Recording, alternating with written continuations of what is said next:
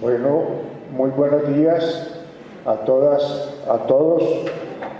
Agradezco la invitación que me ha hecho la Universidad de Nariño para compartir con ustedes algunas ideas y conceptos.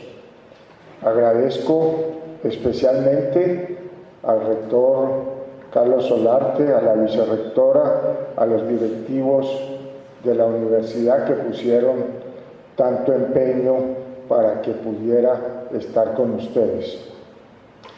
Y ante todo, pues un placer porque estamos entre colegas. Quiero tocar hoy dos temas de acuerdo con lo que se me ha solicitado. En primer lugar, lo que consideramos debe ser la formación de maestros en América Latina con base en los debates que se dan en la actualidad. Y en segundo lugar, la referencia a las recientes normativas del Ministerio de Educación Nacional frente a la formación de licenciados.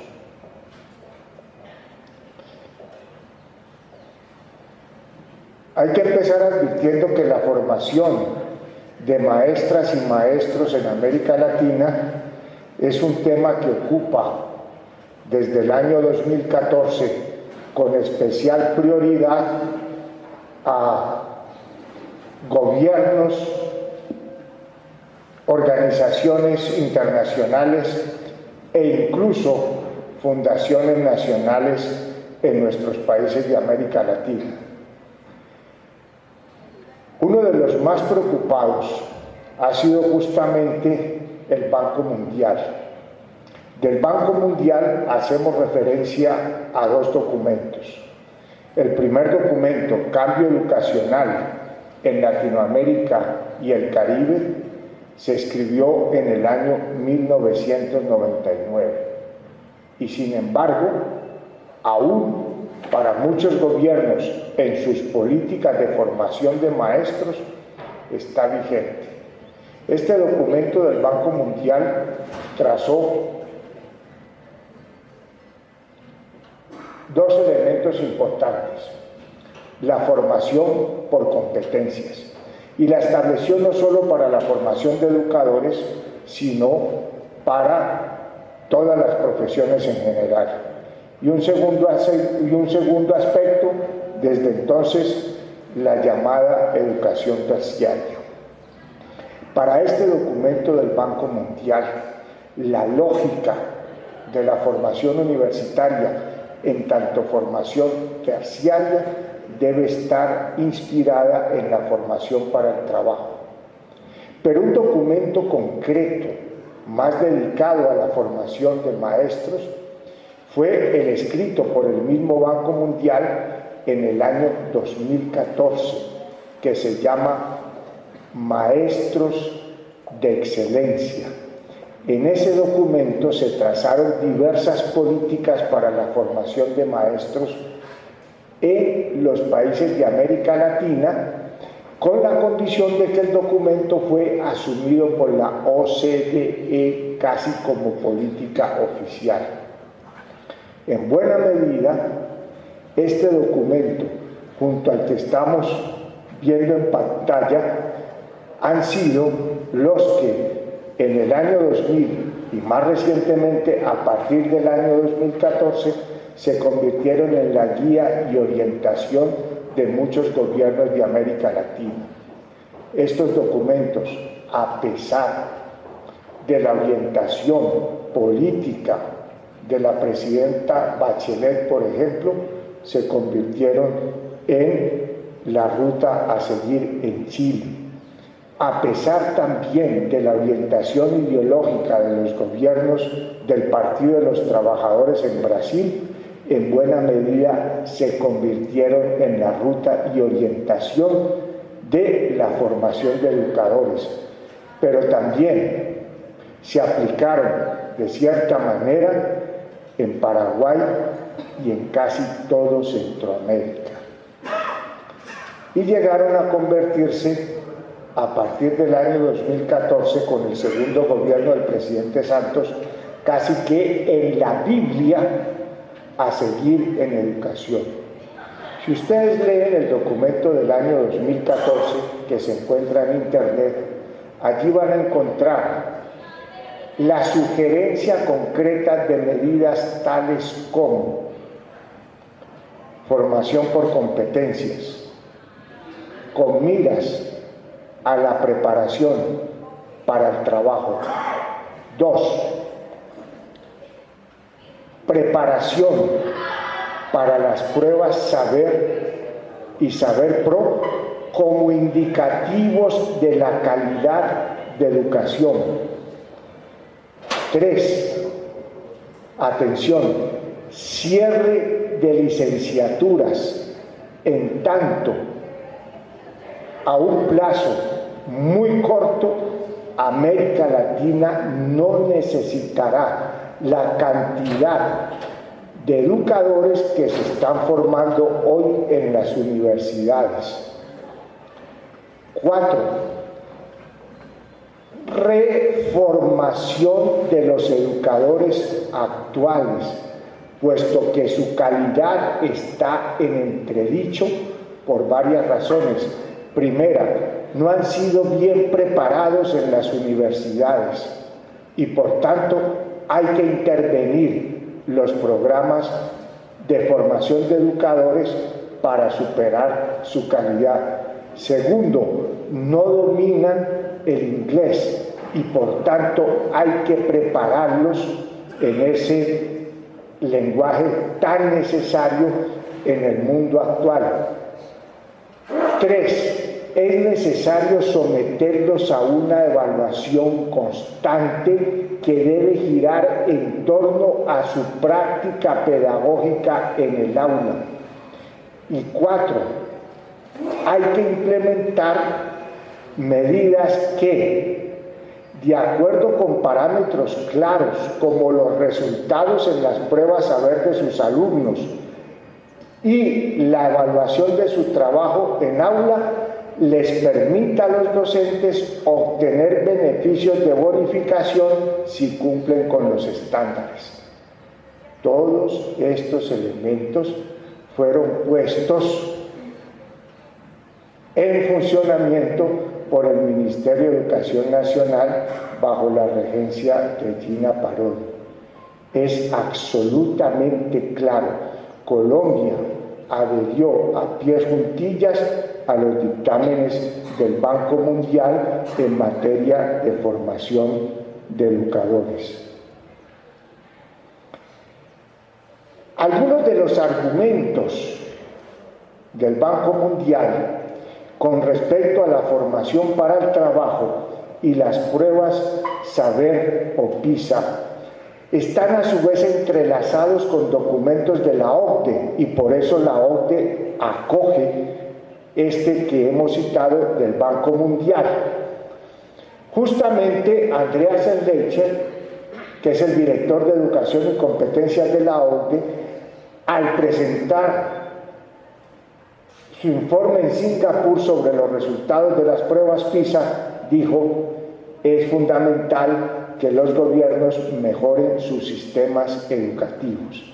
Y a partir de allí, para todo aquel país que pretenda ingresar a la OCDE, tiene que cumplir con unos elementos mínimos de resultados en materia de educación, cuyo primer indicador, el más esencial, es justamente las pruebas PISA. Sin embargo, frente a estas orientaciones del Banco Mundial, cabe alguna discusión. Decimos que desde el año 99 se trazó la idea de educar por competencias y educar para el trabajo. Si miramos los planes de desarrollo nacionales en Colombia desde el año 2002, es decir, 3 años después del documento del Banco Mundial, todos los de los 2 gobiernos de Uribe y los de los 2 gobiernos del presidente Santos se rigen por una conclusión, y es que, primero, la mejor manera de lograr el desarrollo productivo del país es capacitando mano de obra. Y para la capacitación de mano de obra es indudablemente necesaria la educación. Y dos, en tanto desarrollo igual educación, la única manera como un país puede salir del subdesarrollo es justamente implementando la educación de la población. Los 4 planes de desarrollo tienen la aplicación de esa fórmula. Si leemos en esos planes de desarrollo nacionales el capítulo de educación, todos nos desarrollan esa ecuación. Desarrollo, sí y solo si hay educación.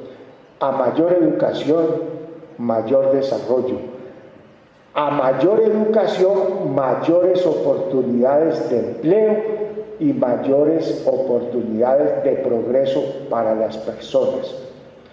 La manera de superar la pobreza está ligada entonces a la educación. Hay frases muy concretas que además por fuera del plan de desarrollo dijeron los presidentes Uribe en su momento y continúa diciendo también el presidente Santos.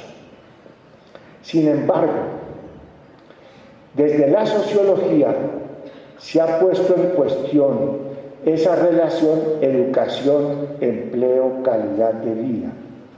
No necesariamente en nuestros países, por el hecho de adquirir educación, las personas logran escalar socialmente. Primer elemento, y eso sucede también en términos internacionales. El mejor ejemplo de ello es ver ingenieros conduciendo taxis, abogados en empleos que no son necesariamente de abogados.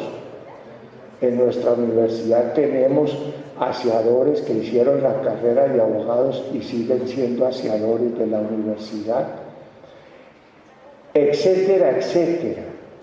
Y tenemos una de las carreras más prestigiosas, la de medicina, justamente hoy en día en Colombia con uno de los salarios más bajos de todo el, entre comillas, mercado profesional. Algunos médicos en EPS están ganando 2.500 pesos por hora en la que atienden 3 pacientes. ¿Por qué? Porque las diferencias sociales, si bien es cierto, pueden referirse a la educación, también, como lo ha dicho Thompson, son producto de categorías sociales, reales, empíricamente observables en la estructura económica y social de las mismas sociedades. No dependen estrictamente del factor educativo, también dependen de factores económicos y sociales que están insertos en la estructura. No se es pobre o no se es miserable por carecer de educación. Es al contrario, se carece de educación porque se es miserable.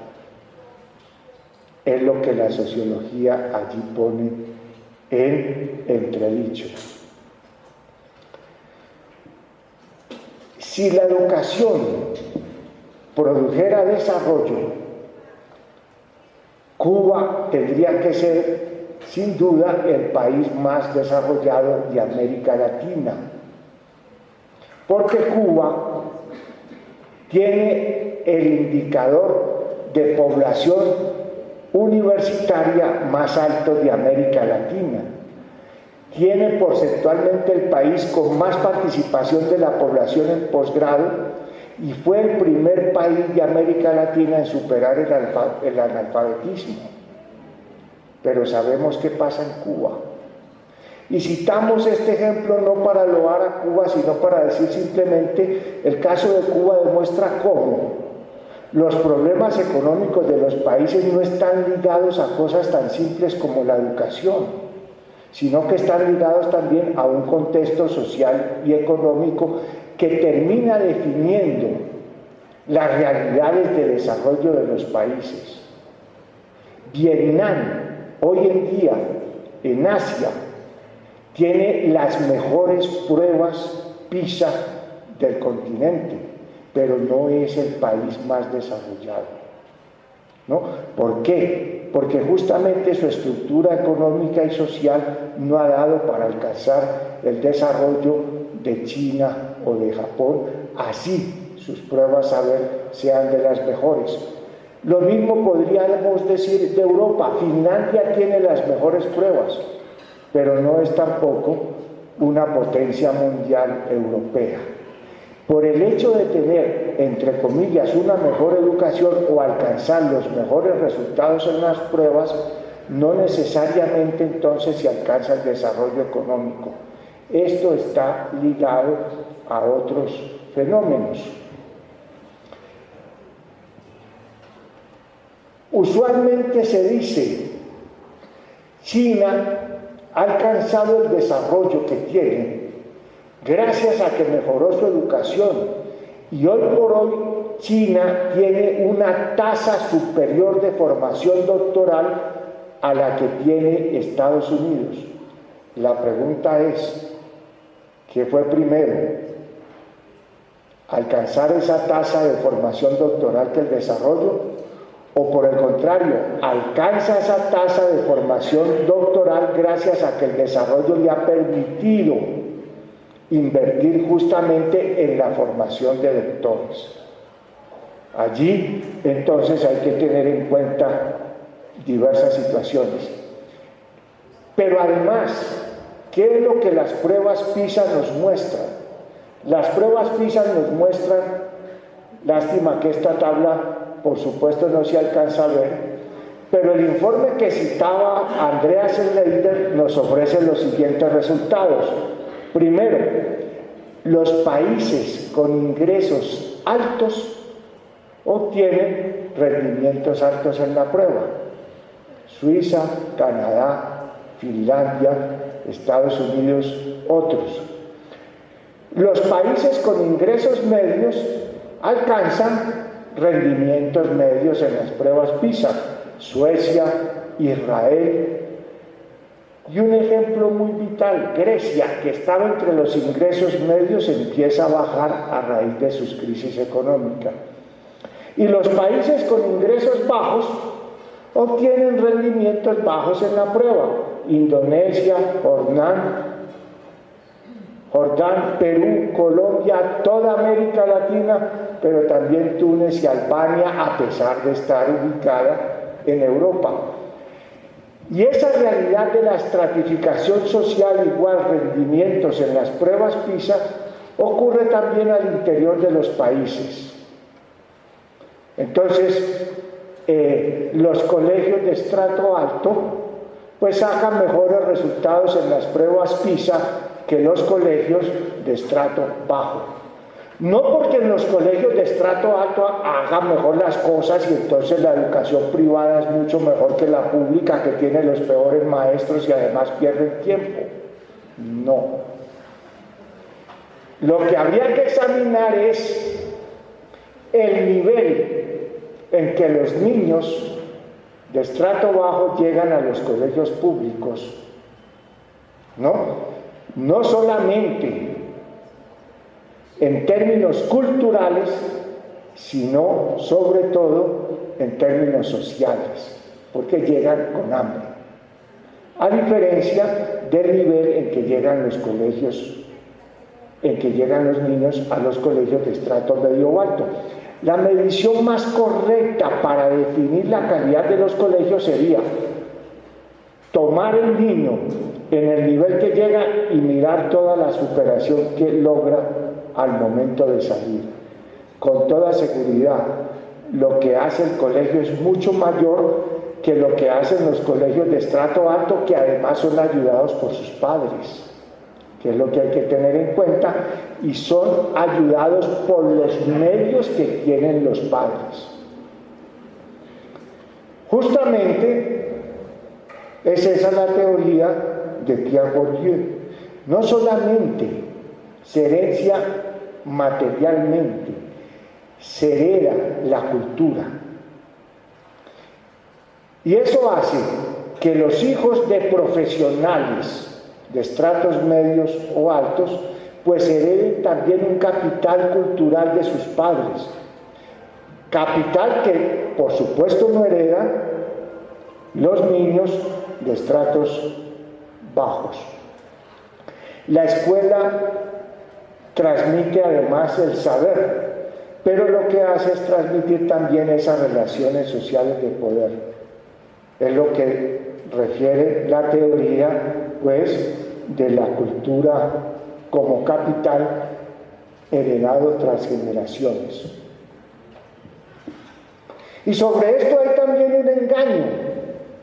Decir, una prueba de lo que es la formación está en el empleo. Y aquí hubo la famosa el famoso marketing, ¿cómo se llama, no? El ranking. Mire, y es que los padres deben escoger las universidades que le aseguren empleo a sus hijos.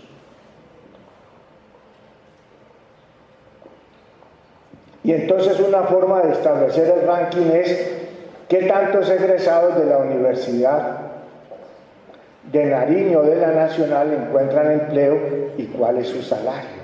Dependiendo de ello, miremos el ranking de la universidad. Error. Las universidades que mejor empleo le garantizan a sus egresados en el mundo son Harvard y Stanford.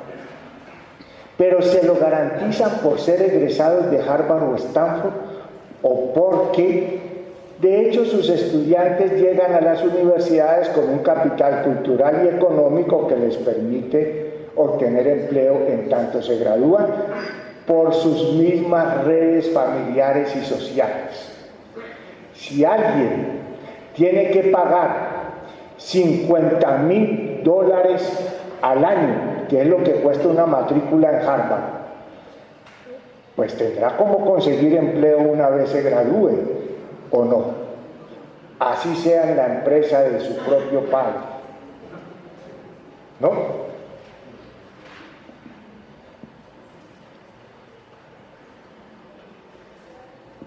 De tal manera que, si bien uno puede decir, bueno, son los caminos que se han ensayado y son los caminos en que ingresó el Ministerio de Educación Nacional de Colombia, y es loable y reconocemos esa preocupación, no estamos tampoco muy ciertos y seguros entonces de los caminos emprendidos. Lo que creemos, por el contrario, es que la función de una escuela estrechamente ligada a los intereses de la sociedad debe centrar su función no en la capacitación para el trabajo, sino en la formación para la vida. Y eso tiene muchos otros componentes, no competencias, que resultan claros. Formar hombres y mujeres con sentido humano, comprometidos con una ética que abarque el desempeño tanto natural como profesional, su participación en la vida como ciudadano, el cuidado por el ambiente y sobre todo decisiones que afectan a la humanidad. Yo traigo aquí un ejemplo del año 2003. Recordarán algunos lo que sucedió en Estados Unidos con las llamadas hipotecas basura. Bancos norteamericanos que empezaron a recibir hipotecas de casas, de propiedades, Y cuando estas hipotecas fueron tan generales, tan plurales, fueron subiendo de precio, a tal punto que al poner las hipotecas en el mercado, en tanto subían más, las hipotecas estaban valiendo más que lo que las propiedades realmente valían.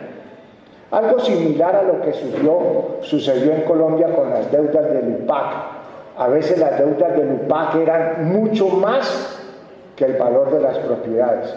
Pues bien, en Estados Unidos una compañía, la Goldman Sachs, fue la que más hipotecas compró y las puso en el mercado a precios astronómicos. Y en el mercado, como quiera que esas hipotecas eran las que estaban dando ganancia, muchas empresas menores las compraron y ciudadanos también. Pero ¿qué sucedió? Hubo un momento en que las hipotecas eran tan grandes que los propietarios dijeron: ya no puedo pagar esa hipoteca, quédense con la casa, quédense con la propiedad, yo no pago más.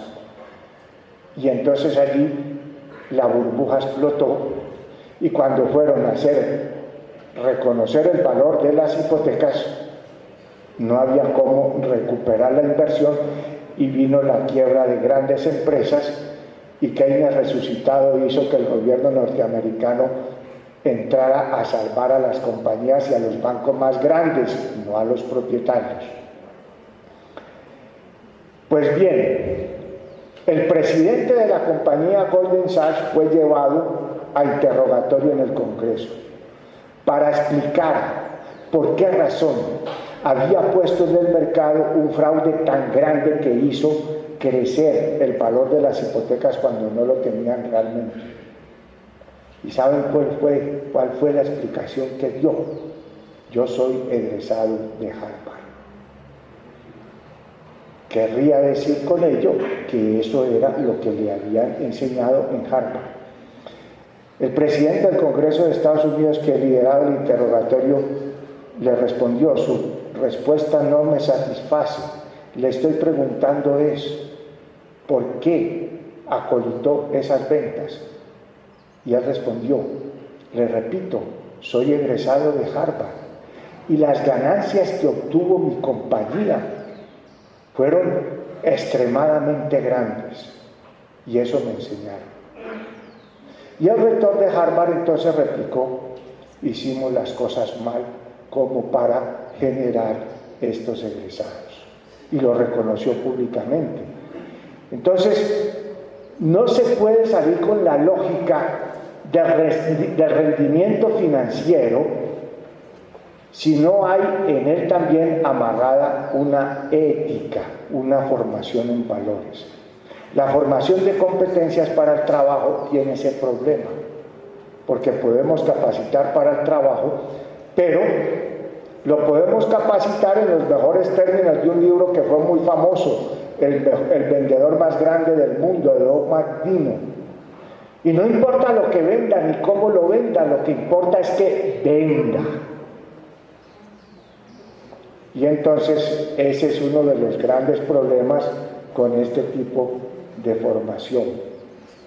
Y en efecto, las pruebas miden esas competencias. Algunas competencias que miden las pruebas son capacidad de liderazgo, inteligencia productiva, audacia, capacidad organizacional, etcétera, etcétera.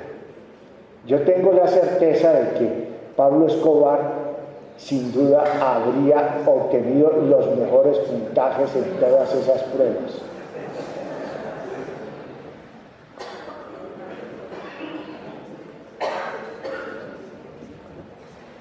Bien, más allá de estos debates que podríamos seguir dando,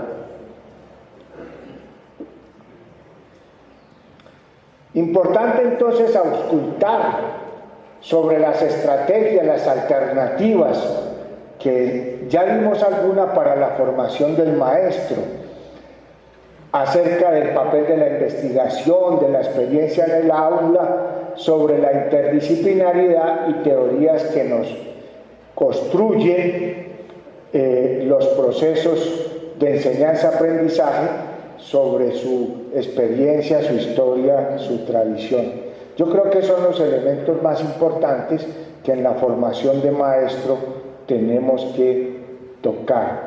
El papel de la investigación y la experiencia en el aula. Eso es fundamental. La interdisciplinariedad y las teorías entonces que enfocan la reflexión sobre los procesos de enseñanza-aprendizaje. Si se me pregunta, entonces, ¿cuál es el tipo de maestro que debemos formar? Por supuesto, no debemos formar un maestro, un licenciado, para que saque los mejores resultados en las pruebas Saber Pro. Tal vez en esta profesión, por fortuna o desafortunadamente, no formamos para los mejores empleos y los mejores sueldos. Yo tengo una anécdota que la cuento con buena intención, pero también para que miren lo que sucedía en el Ministerio de Educación en aquel momento. En los primeros momentos de la ministra Gina Parodi, pues fui llamado para que opinara sobre algunas decisiones que pensaban implementar. Y entonces se me mostró el muy incipiente proyecto MIDE. Y entonces se dijo, evidentemente, el hecho de que el egresado consiga trabajo inmediatamente y su nivel salarial tiene que ver con la calidad de la universidad de la cual sale, es decir, la teoría de Harvard y Stanford. Yo simplemente le dije, existe un problema si esa categoría se le aplica a las licenciaturas, y es que nuestros egresados salen a un empleo que tiene determinado por ley el salario, de manera que eso no puede permitir la medición en nuestro caso. Quedó pensando, y sin embargo, en el MIDE 1, ese fue uno de los indicadores que se tomaron para determinar la medición, el ranking que se hizo sobre las universidades.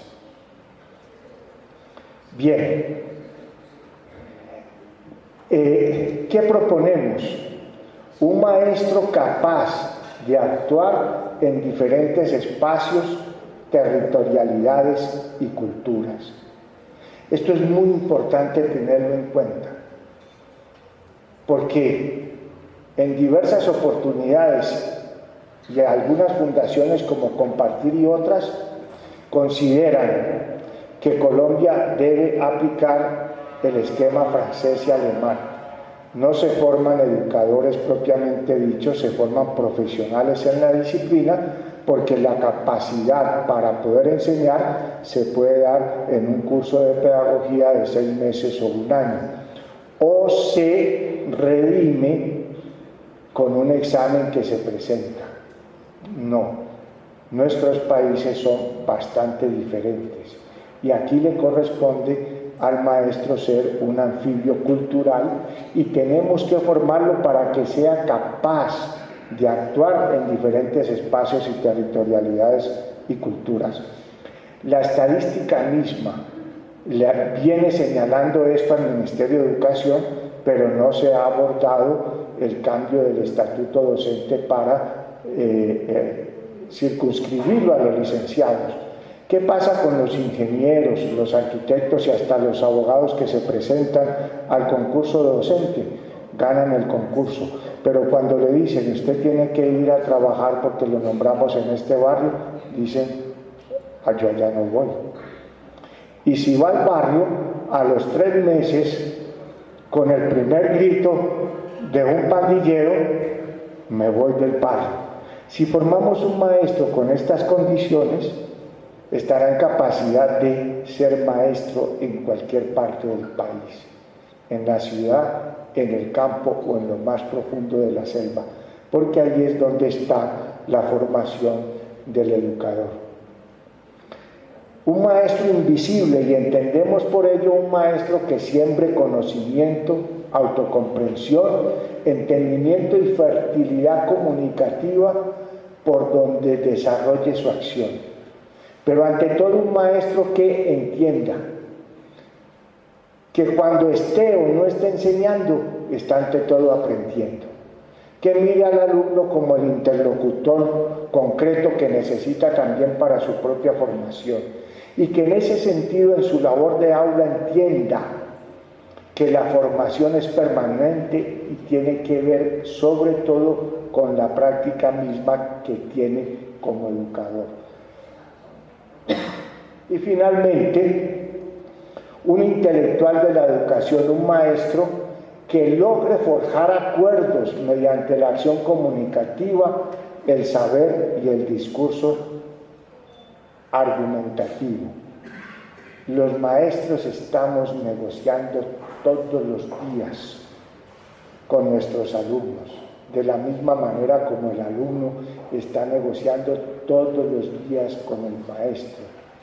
Nuestra sociedad no es la sociedad de Lancaster, que pretendió entrar la letra con sangre. Nuestra sociedad es una sociedad de negociación continua. Y lo mismo que sucede hoy a los padres con sus hijos, le sucede al maestro con sus alumnos en la escuela y hasta en la universidad. Estamos sometidos a una negociación constante.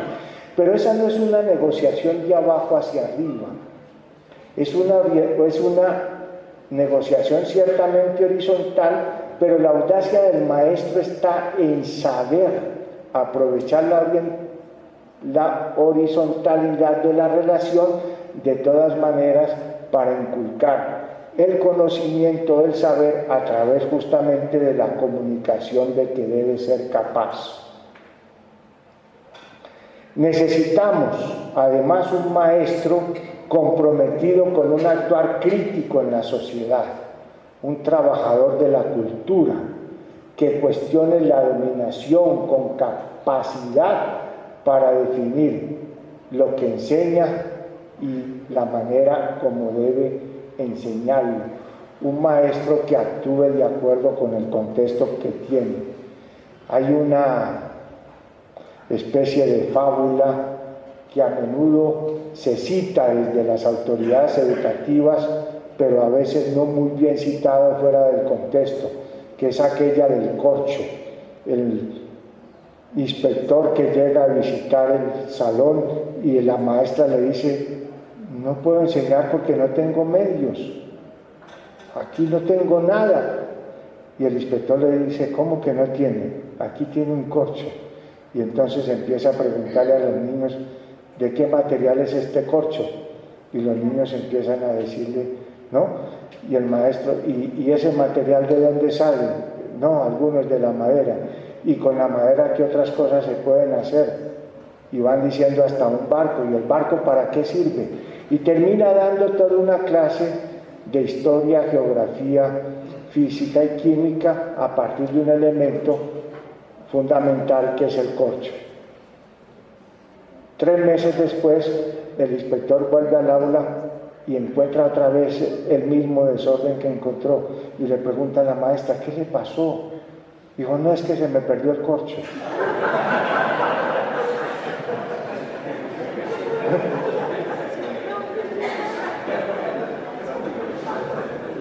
El maestro tiene que saber aprovechar el contexto, porque el contexto es rico en saber. Es rico en la misma metodología y las técnicas para el proceso de enseñanza-aprendizaje. Y tiene que saber trabajar eso con mucha audacia, con inteligencia, pero también con autonomía. Un maestro que como sujeto de saber-poder logre posicionarse en el entramado de las relaciones sociales, como protagonista, sujeto político e intelectual crítico. Y esto es a todos los niveles. Eso no solamente corresponde a los maestros de la universidad, corresponde desde luego incluso a los maestros de preescolar. Pero lo otro que no hay que dejar a un lado es lo específico de la formación del maestro, porque el maestro, si bien es cierto, tiene que tener el saber pedagógico que ya hemos referido, tiene que tener el dominio de las categorías disciplinares y curriculares. Decía un filósofo francés, no basta con saber para ser maestro, hay que saber enseñar lo que se sabe. Y entonces podríamos decirlo al contrario, no basta con saber enseñar, hay que saber lo que se debe enseñar a saber, ¿no? Y en ese sentido la formación del maestro no solamente puede ser o debe ser en pedagogía, sino que tiene que ser disciplinar y tiene que hacer referencia a los procesos curriculares. Necesitamos entonces allí un dispositivo de formación que articule la epistemología con la historia, el pasado, el presente, y que permita establecer un diálogo constante entre la ciencia y la pedagogía. Si logramos que el maestro conceptualice y transforma esos conocimientos previos, a veces incluso prejuicios que tiene, en conocimiento académico a través de su práctica, estaremos formando un maestro con capacidad de acceder a un discurso propio y sobre todo con capacidad de crear el mismo conocimiento y construir teoría.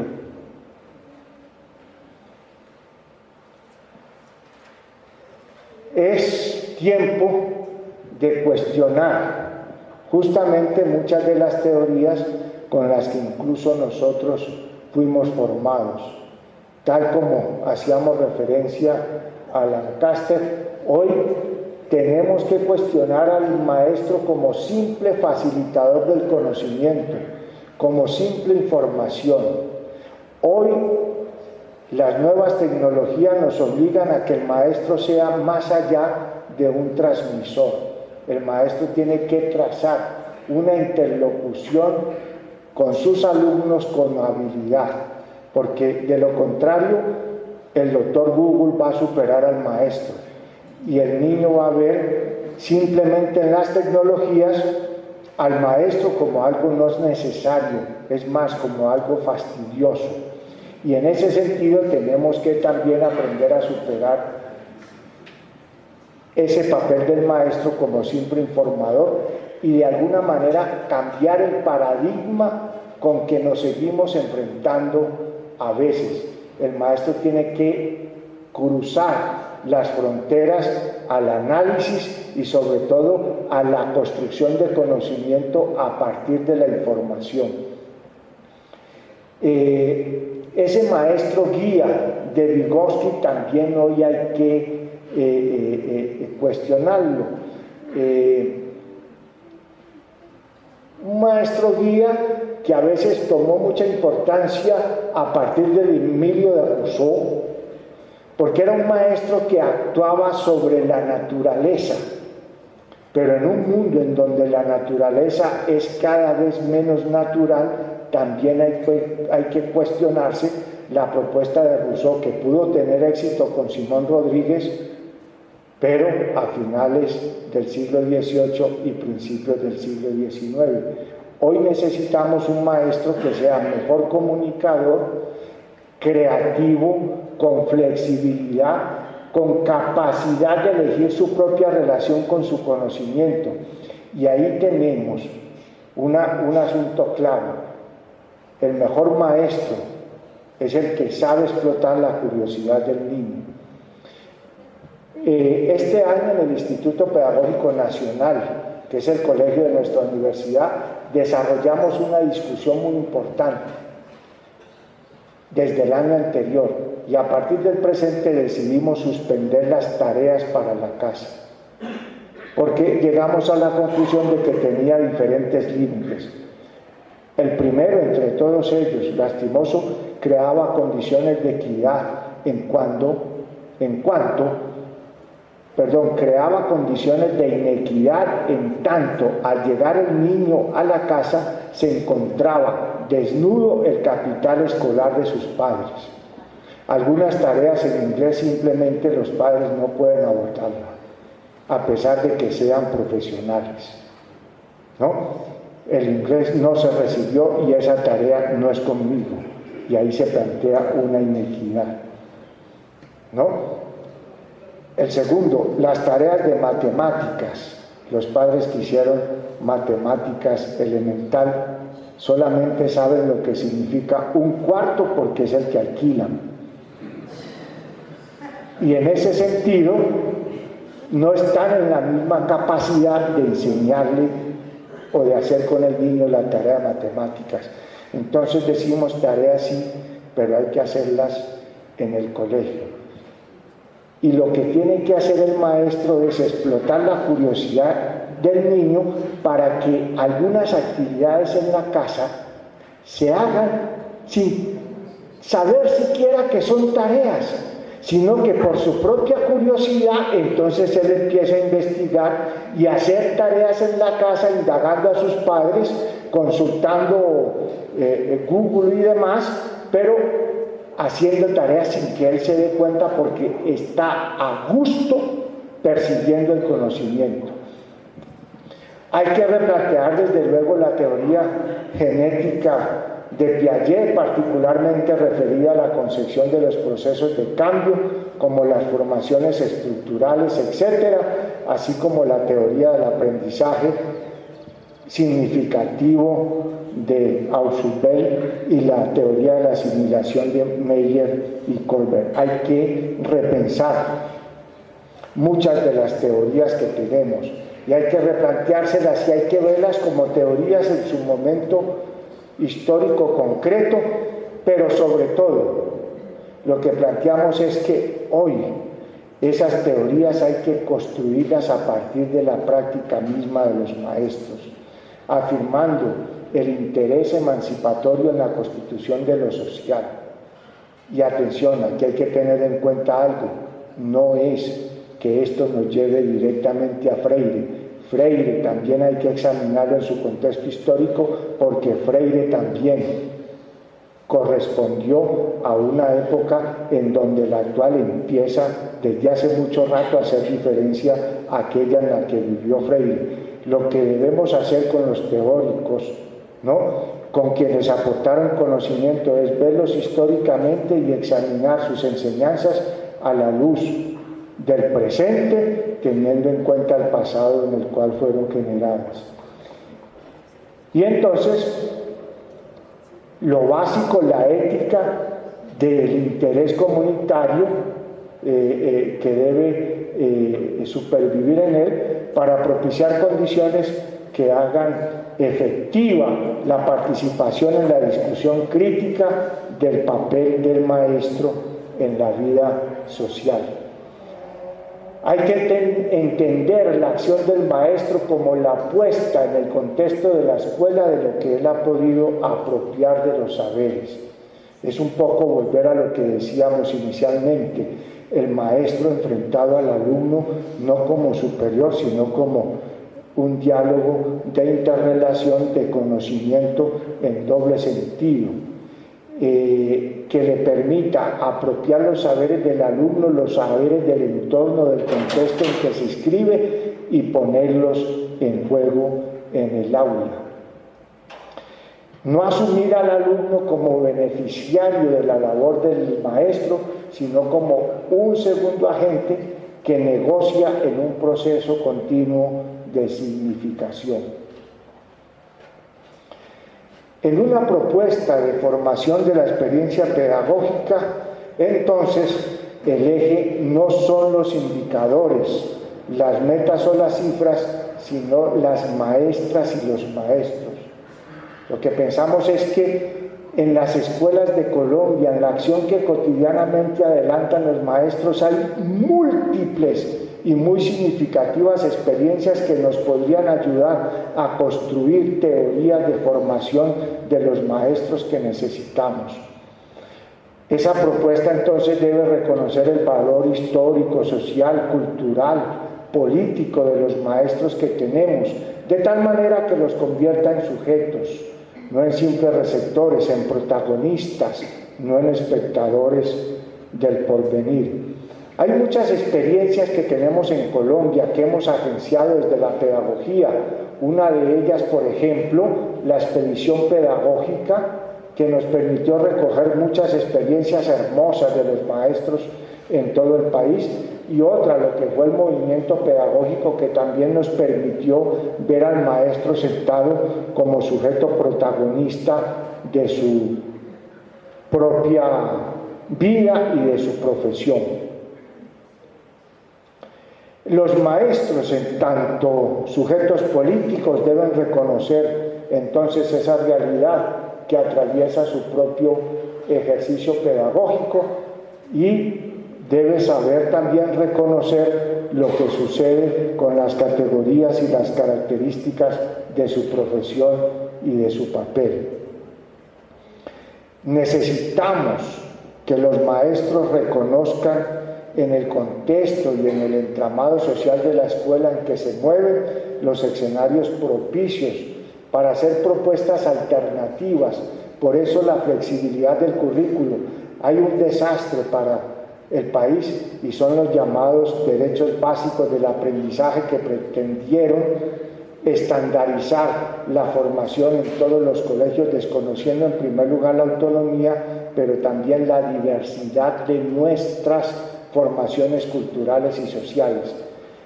Afortunadamente, el ministerio actual parece que ha caído en cuenta de eso y se replantea los derechos básicos del aprendizaje y de cierta forma los estándares de competencias.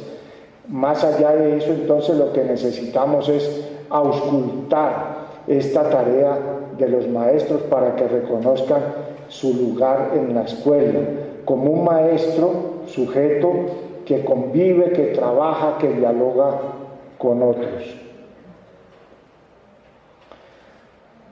Concluyo entonces diciendo: hay que trabajar sobre la práctica de los maestros y su reconocimiento para construir teoría pedagógica, para construir experiencia sobre tres perspectivas que podrían ser los códigos culturales que el maestro emplea en su profesión, los saberes sobre los cuales trabaja y la calidad de la comunicación que emplean los procesos de enseñanza-aprendizaje.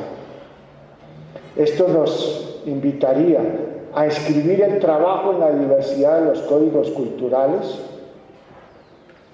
El maestro tiene que asumirse en ellos, a participar en la dinámica de producción del conocimiento. El maestro tiene que asumir posiciones críticas frente a las dinámicas de los saberes entre los cuales se mueve y con los cuales se relaciona. Y finalmente, la disposición a estructurarse en medio de las relaciones con nosotros. Un maestro de calidad tiene que establecer una relación directa con los participantes del proceso de enseñanza-aprendizaje, y lo tienen que hacer como sujetos éticos, críticos, estéticos y hedonistas. No creo que todas estas características de la formación de maestro se hayan examinado al momento de expedir el decreto y la resolución de cuyos números nunca puedo recordarme, pero es indudable que en primer lugar hay un elemento claro. En Colombia el Estado no tiene política para la formación de maestros. No hay un documento que nos delinee lo que en concepción del Estado debiera ser la formación de maestros. Quizá porque nunca ha podido haber acuerdo entre los mismos actores dirigentes del Estado, o quizá porque no ha sido interés del Estado asumir en forma directa la formación de maestros. Y a veces pareciera ser, en efecto, esta segunda opción la que prima. un simple indicador, a pesar de que no nos gusten mucho. Pero si miramos la lista de los ministros de educación no suelen venir del sector educativo. No se entiende un ministro de justicia o un viceministro de justicia que no sea abogado. No debiera entenderse un ministro de educación que no sea educador, que no haya pasado por el tablero y la tiza, o por el tablero y el marcador, o por el PowerPoint, qué sé yo. No puede entenderse que se llegue al Ministerio de Educación sin haber tenido un conocimiento previo de lo que es la educación, y solamente con la consigna de cumplir con unos dictámenes internacionales. Uno de los problemas es que justamente los cargos más importantes del Ministerio de Educación lo asumen el recomendado del político a quien le correspondió esa distribución burocrática en la torta nacional. Y es sumamente grave además que entonces, con el deseo de innovación, cada ministro llega a tratar de traer políticas propias creadas de su propio leal saber y entender, y que para ello entonces llenemos el Ministerio de Educación de funcionarios muy jóvenes que han obtenido maestrías en Harvard o Stanford, ¿no? Pero que no conocen en absoluto nada del sector educativo al cual regresan y que pretenden dirigir. Eso nos viene sucediendo desde hace bastante rato. Y tan pronto se es ministro de Educación, ¿cómo se pasa o se estuvo antes en la Cámara de Comercio, en el sector petrolero, en un cubículo de abogados, etcétera, etcétera? No debiera ser así. El decreto y la resolución tienen, por el contrario, unos parámetros claros. Primero, licenciaturas de calidad. Entendiendo como licenciaturas de calidad, entonces aquellas que cumplan unos parámetros claros que se proponen para la acreditación y se crean. Pero se olvida un elemento fundamental: la calidad no se decreta. No por el hecho de que se expida un decreto, entonces todas las licenciaturas iban a acreditarse en un plazo de 2 años que terminó siendo de 2 meses. No por el hecho de que se incluya en un decreto que los estudiantes al egresar de las licenciaturas tienen que tener nivel B1 de inglés, entonces en 2 años, como el decreto lo obliga, todas las licenciaturas van a tener entonces egresados en nivel B1 de inglés, cuando eso tiene un proceso que pasa por la cantidad de horas clase que se deben destinar a la enseñanza del inglés. Porque lo cierto es que por lo menos a las universidades públicas llegan nuestros estudiantes sin conocimiento de inglés. El problema viene desde el bachillerato. A nuestros estudiantes de primer semestre le decimos, por favor, conjugue el verbo to be, y los estudiantes dicen, yo tuve, tú tuviste, él tuvo. ¿Ah? ¿En cuántas horas les vamos a conceder el nivel de inglés cuando ni siquiera llegan manejando el mismo español? Cuando nuestros estudiantes no pueden redactar un informe de una página sin equivocarse garrafalmente. Y entonces, por decretar que en 2 años las licenciaturas tienen que estar preparadas para ello, ¿remediamos el problema? No, las soluciones tenían que ser más de fondo. Y las soluciones pasaban por diversas condiciones, y entre ellas una clave, la presupuestal. Porque ciertamente las universidades que más licenciaturas tenemos somos las universidades públicas, y las tenemos justamente también porque el ser licenciado y el ser educador no es una profesión atractiva. lo es en Corea del Sur, en donde se pelean los puestos de maestro, ¿no? Pero no lo es en nuestras esferas latinoamericanas. Lo es en Finlandia y en los países de estado de bienestar en Europa. Porque citamos mucho los resultados de las pruebas PISA en Finlandia, pero no miramos cuáles son las realidades que hay en Finlandia, y les voy a contar una. La primera, la práctica del maestro, es decir, del futuro maestro, del maestro en formación, se desarrolla durante 3 años. El maestro sale de la universidad con un conocimiento fundamentalmente disciplinar y pedagógico, y va a desarrollar su práctica de 3 años en un colegio con inmersión total, con un tutor a su lado, y esos 3 años ya empieza a recibir salario gubernamental. Bueno, hagamos eso en Colombia si queremos los resultados de Finlandia, ¿no? Y sabemos muy bien que no es así. Pero además también Finlandia tiene otras medidas. Porque aquí impulsamos la jornada completa. ¿Con qué condiciones? Bueno, primero la alimentación de los niños es importante, aunque hemos tenido mucho problema con ello, porque sencillamente es un país que no estaba preparado para darle esa contratación a los mandatarios regionales y municipales.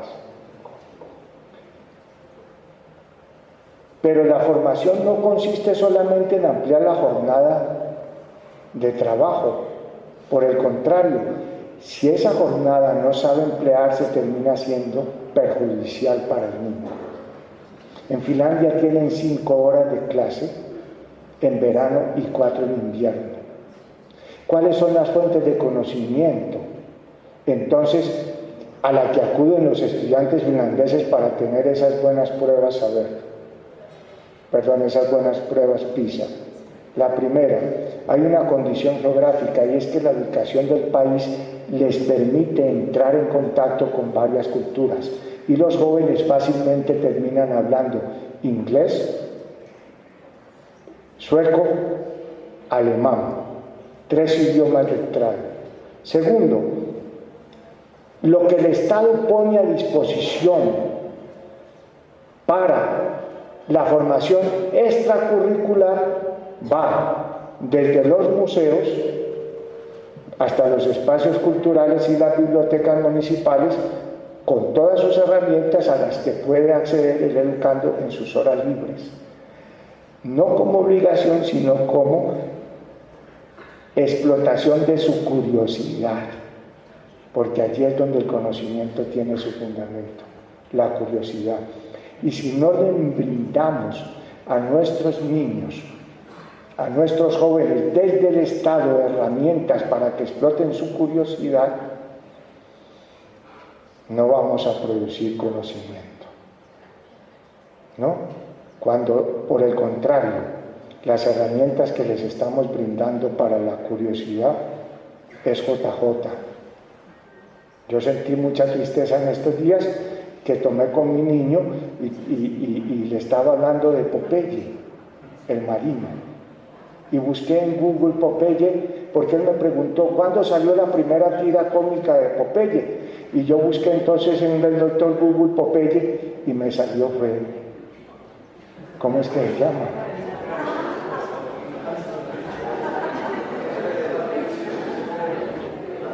Y sentí tristeza, además, porque Popeye fue la tira que me enseñó también a leer mi abuelo. Popeye data de 1919, y entonces lo pude averiguar cuando puse, además de Popeye, el marino. Entonces, ahí sí me salió la información, ¿no? Para el otro debió poner Popeye el sicario, ¿no? Pero no, ese sí aparece como Popeye. Bien, con el decreto y la resolución nosotros hemos vivido todo lo maligno, torturante, asfixiante que fueron, y buena parte de las universidades públicas nos dimos a la tarea, y entonces tenemos nuestra licenciatura ya esperando la acreditación. Pero yo quería entonces contarles un poco lo que fue el proceso en estos últimos 15 minutos y pido perdón por extenderme. En primer lugar, no nos quedamos cruzados de brazos cuando salieron las primeras propuestas o borradores de la resolución, porque el decreto solo lo conocimos cuando fue expedido. Y hay que decir una cosa cierta: en ese momento el sistema universitario estatal se limitaba a reunirse con la ministra más o menos una vez cada 2 o 3 meses cuando ella nos citaba, a efecto de recibir los informes o socializarnos lo que el ministerio ya estaba haciendo. Por esa razón, el sistema universitario estatal no tuvo en ese momento la injerencia que debió tener. Pero 5 rectores de universidades públicas, con 2 cartas, 2 documentos que firmamos ante el ministerio, quisimos convertirnos en interlocutores frente a este hecho. La respuesta del ministerio fue terca, cerrada. Solo se dio en algunas denominaciones, porque en un principio era fatal reunir todas las ciencias para dejar 5 licenciaturas, que es otro de los mandatos de la OCDE. Y solamente aceptó entonces incluir algunas denominaciones. Y solamente aceptó algunas cositas claves. Y tengo también una anécdota. La resolución salió en febrero, pero tenía que ser antecedida por el decreto. Y el decreto salió un 16 de diciembre. El 12 de diciembre, si mal no estoy, entonces me reuní con la ministra y le rogué, por favor, que bajara el nivel B2 a la 2. Le dije: ministra, va a cerrar todas las licenciaturas. Por favor, déjelo en A2. Porque ella, cuando fui a la reunión, me dijo: ya usted conoce el borrador. ¿Cuál es el punto más importante que usted considera debe cambiarse? Le doy esa opción, un punto. Le dije: el nivel de idioma, por favor. Me dijo: no, en eso no cedo. Necesitamos los maestros formados en inglés. Le dije: ministra, usted me dijo que me cedían un punto, es ese.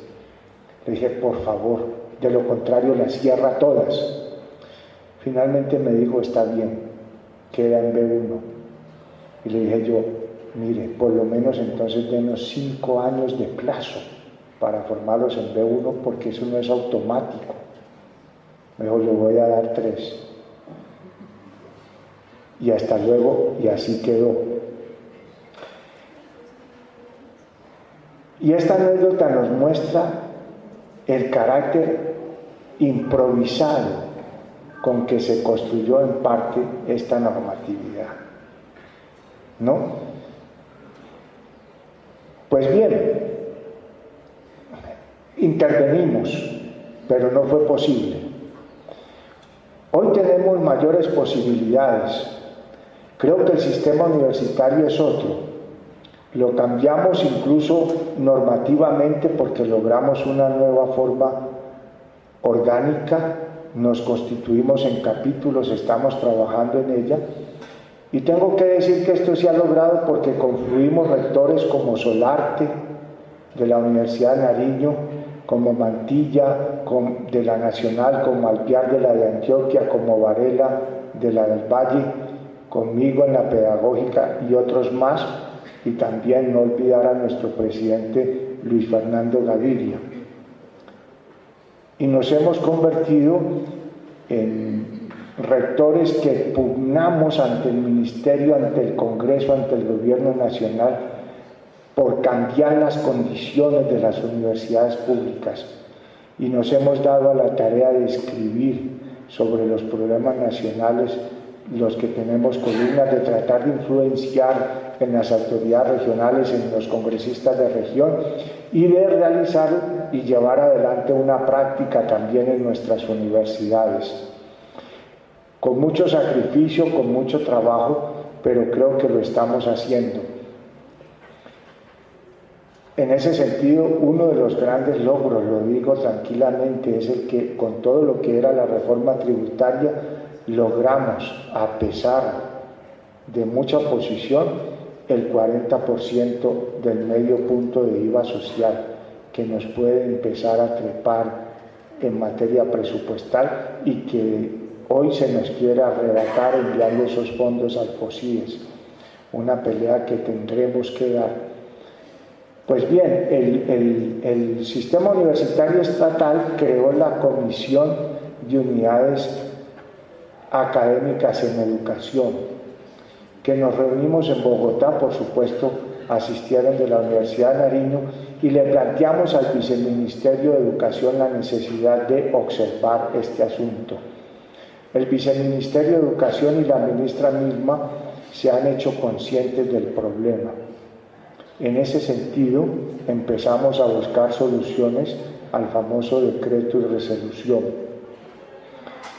Y quiero contarles en qué vamos. Primero, presentamos un decreto con fuerza de ley que expediría al presidente en su condición de facultades especiales para la implementación de los acuerdos, a través del cual se amplía el plazo para la acreditación de las licenciaturas. La Oficina Jurídica de Presidencia nos dice: esto es posible solo en esos lugares de la geografía colombiana, departamentos y municipios en donde se ofrezcan licenciaturas en departamentos y zonas geográficas ligadas al conflicto o que han sido atravesadas o que han vivido el conflicto. Por supuesto, Nariño sería de los primeros, y todas las licenciaturas que se están ofreciendo en Nariño tendrían, si el presidente firma ese decreto, 2 años de plazo más para acreditarse. ¿Eso qué significa?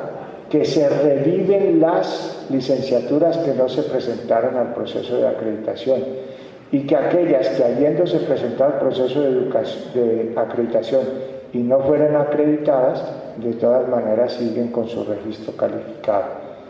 Ese proyecto de decreto está en la mesa del presidente de la República para su firma. Fue observado, repito, por la Oficina Jurídica.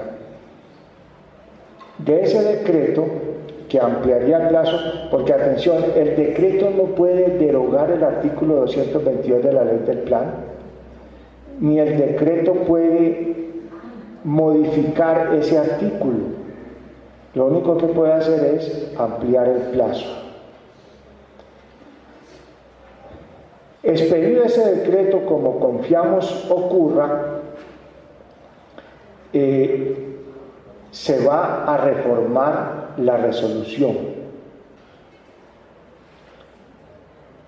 Y hasta el momento la negociación que desde el SUE hemos llevado a cabo con el Ministerio, yo les voy a dejar el último borrador de acuerdo, contiene los siguientes aspectos fundamentales. Primero, hasta hoy, elimina todas las menciones que la resolución hace a la formación por competencias y estándares básicos de aprendizaje. Toda esa denominación la elimina y entra una conceptualización diferente en todo lo que son los grandes componentes de las carreras de licenciaturas. Eso lo escribimos la Comisión de Decanos del SUE con la coordinación de la Universidad Pedagógica. todavía, y por eso quiero dejarles a ustedes, habría la posibilidad de intervenir en la redacción, pero es una redacción hecha desde nuestros conocimientos. Segundo elemento fundamental, la práctica educativa y pedagógica es definida, porque la resolución fue tan improvisada que ni siquiera definió qué se entendía por práctica pedagógica y se confundió con la práctica docente. Y entonces muchas veces los pares que visitaban o en el mismo ministerio, porque ya nos pasó, entendían que la práctica pedagógica es aquella de tiza y tablero que el maestro da en el aula. No, hay muchos otros escenarios. Y hay diferencia entre práctica educativa, práctica pedagógica y práctica docente. Y eso entonces entra a definirse, porque incluso la misma sala de CONACES lo pidió, porque al momento de renovar los registros calificados no sabían qué hacer para mirar en los sílabos qué era y qué no era práctica. Eso se corrige. Se reduce a 40 créditos la obligatoriedad de esa práctica pedagógica. Se reduce también la necesidad de contar con profesores con una experiencia en básica y media en las licenciaturas. La experiencia debe ser demostrada, no certificada. Y una experiencia se demuestra en la manera en que hemos dirigido también práctica pedagógica en básica y media. Ahí hay una diferencia entre lo que es certificar la experiencia y otra cosa en demostrar. Cuando la experiencia es certificada, usted tiene que traer el certificado de que se desempeñó en básica y media. Cuando usted la demuestra es porque la ha tenido a través de otras actividades sin necesidad de que no haya un contrato laboral. Mantenemos sí la necesidad de contar con profesores con maestría, un 25%, pero hay dos elementos que no transformamos, entre otros que transformamos en la resolución hasta hoy. Yo no quiero crear falsas expectativas. Es el borrador que tenemos hasta hoy, que entra a revisión jurídica y que irá a la firma de la ministra, salga o no el decreto de Santos. Dos cosas que no se cambiaron. Primero, las denominaciones. ¿Por qué? Porque dijimos, si la abrimos para una, hay que abrirlas para todas. Y mal que bien, por lo menos las universidades públicas, nos amoldamos a ello. Y todas hicimos la tarea y ya cambiamos los nombres donde había que cambiarlos, incluso en algunas ocasiones a gusto nuestro. Nosotros teníamos la licenciatura en educación básica con énfasis en humanidades, español y lenguas extranjeras. Y ahora tenemos la licenciatura en inglés y la licenciatura en español y lenguas extranjeras. Teníamos la licenciatura en educación básica con énfasis en humanidades y ciencias sociales. Ahora tenemos a mucho gusto y con mucha alegría la licenciatura en ciencias sociales. Porque nos habían obligado a poner el otro nombre que nunca nos gustó. Y ahora lo tenemos. Entonces no nos complicamos por esas de las denominaciones. Y lo segundo que no se pudo eliminar fue lo del inglés. ¿Por qué? Porque está en el decreto. Y la resolución no puede reformar el decreto. Nosotros le dijimos al ministerio, pues cambia el decreto. Pero entonces en la oficina jurídica de presidencia dijo, mire, está el barullo que tenemos. Que pasar 2 decretos a la firma del presidente, suficiente con uno. Y es el que les dije inicialmente. El otro, déjenlo para después cuando salgamos de esto y lo podemos tramitar. Sin embargo, la idea que no salga de aquí es que si el presidente amplía el plazo de 2 años, dentro de 2 años el plan de desarrollo ya no está vigente, hay un nuevo plan de desarrollo, no puede aplicarse el artículo 122. Yo supongo que el ministerio lo sabe, ¿no? Pero no se lo vayan a decir. Y lo otro,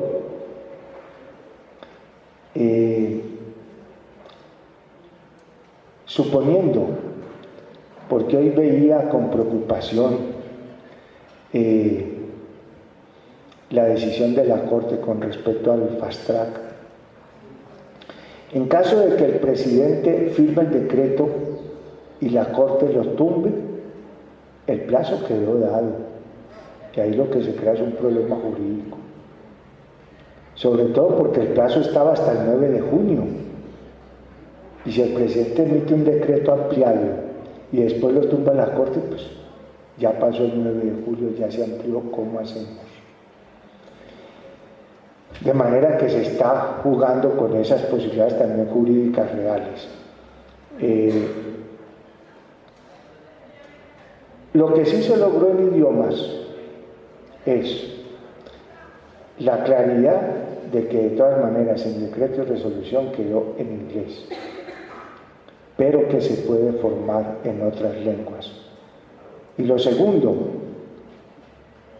que tratándose de una segunda lengua, para indígenas y para sordos, la segunda lengua es el español.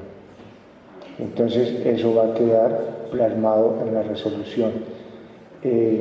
Yo las voy a dejar de pronto para que ustedes la discutan. Si tienen algo para aportar importante, que sea a más tardar para la próxima semana. Ojalá asuntos esenciales de fundamento, ¿no? Y no asuntos de forma, porque de pronto ya no hay tiempo para cambiarlo. De todas maneras la hemos discutido con los decanos que seguimos en la Comisión del Sur. Esto pues un poco lo que quería contarles, creo que me tomé más del tiempo, y bueno, si hay preguntas...